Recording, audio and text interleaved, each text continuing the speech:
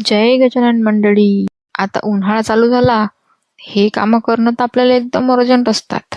जसे की त्यातलाच एक प्रकार म्हणजे आलूचे पापड. आता 2 हप्त्यापासून आलू एका टोपल्यात पडले होते. ते मले पाहत आणि मी तेले पाव. आता जागेचा अभाव असल्यामुळे हीच रेसिपी एकदम बेस्ट होती शेअर करायसाठी. आलूचे पापड म्हणजे पंख्याखाली सोकतात हे.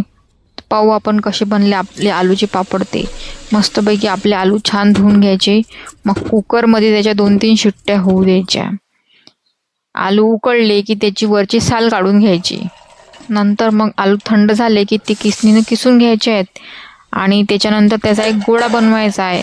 त्या गोळ्याच्या अंदर आपल्याला काय काय टाकायचं आहे पहा. तर त्याच्यामध्ये थोडंसं मीठ टाकायचं आहे, जिरं टाकायचं आहे आणि चिली फ्लेक्स टाकायचे आहेत. आता हे मुद्दामून मी केले उपवासासाठी. जर तसे डेलीसाठी पाहिजे असेल तर तुम्ही त्यात मस्तपैकी कापलेली कोथिंबीर टाकू शकता, कढीपत्ता टाकू शकता.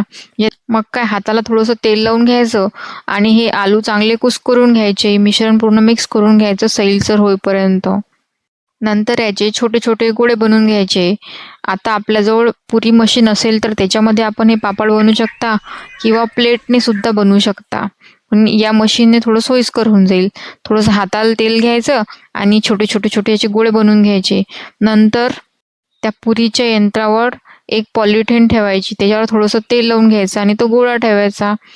आणि तुम्ही पाहू शकता की नंतर वरून प्रेस करायचं आहे. बस सोपी पद्धत आहे. आणि हेच पॉलिथिन उलटी करून पापड आपल्याला पंख्याखाली वाळत टाकायचे आहेत. बस एका दिवसाचा खेळ आहे. दुसऱ्या दिवशी लगेच तुमचे पापड एकदम कडक बनून येतील आणि एकदम खायसाठी रेडी आहेत. उपवासासाठी तर एकदम बेस्ट रेसिपी आहे. तुम्ही करून ठेवा आणि वर्षभर याला यूज करू शकता.